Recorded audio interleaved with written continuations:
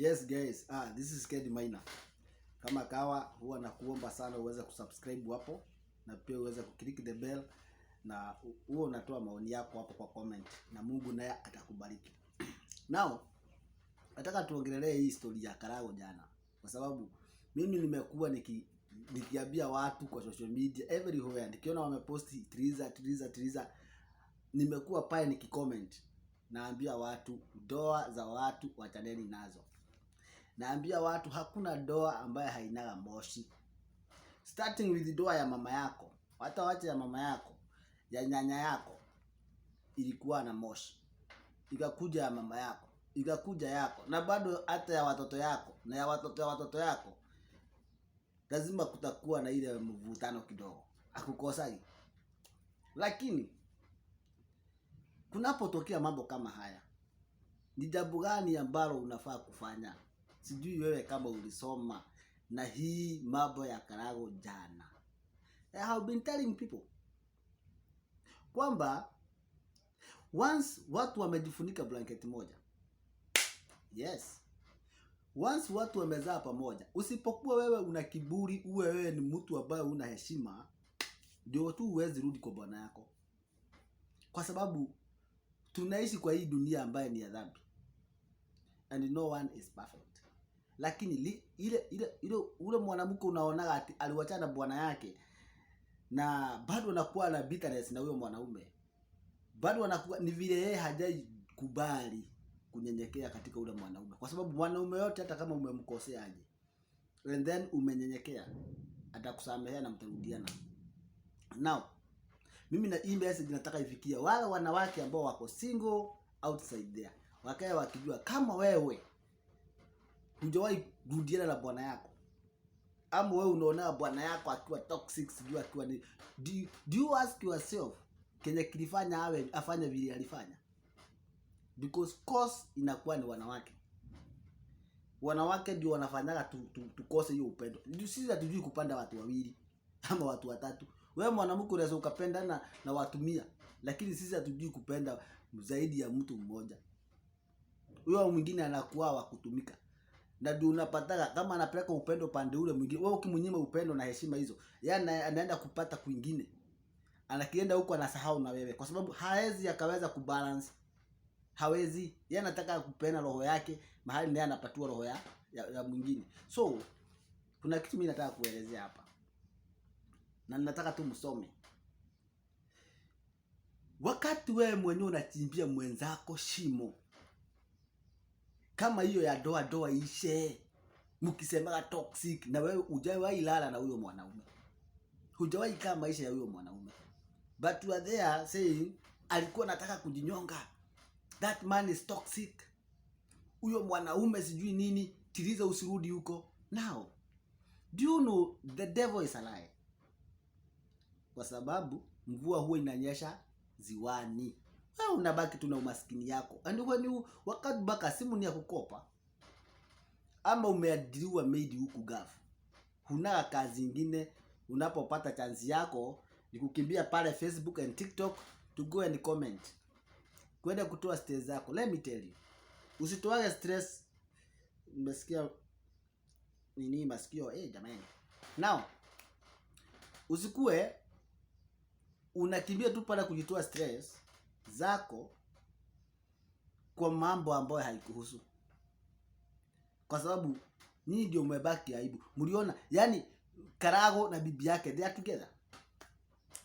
together. And watu mlichanga pesa. Kwanza watu ya Gavo sikusikia mahali mtu mlitajwa ati umetuma pesa. Na vile mlikuwa tu kwa social media, nyinyi mna support tu ndoa ya wengine iharibike ikae kama yeye. You know, mwanamke ambaye hana bwana hapewi heshima. Do you know, have you ever, sijui kama unajua hivyo, mwanamke ambaye hana bwana anaonekana akiwa tu malaya, anaonekana tu akiwa mtu ya kunyang'anya mabibi za yani bibi wale wengine mabwana. So wakati mtu anajulikana, hata kama wewe uko bibi ya pili somewhere, inajulikana hao ni bibi ya mtu fulani, heshima inakuwaga. Yeah.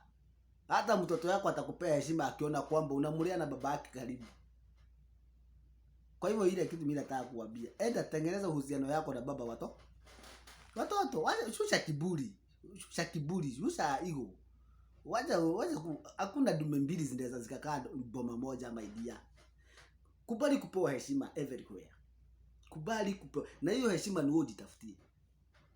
As I have told you, hakuna mwanamke ambaye ni single kama sio kifo iliua bwana yake. Yeah? Na si ati ni jamaa alikuwa ameamua kuua yeye. Ati hiyo tu ni ujinga. Wewe ndio unaonekana ukiwa mbaya.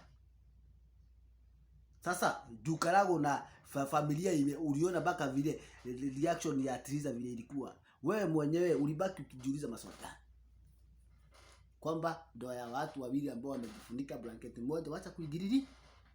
Kwa sababu even Mungu anachukia divorce. Yeah. Anachukia divorce.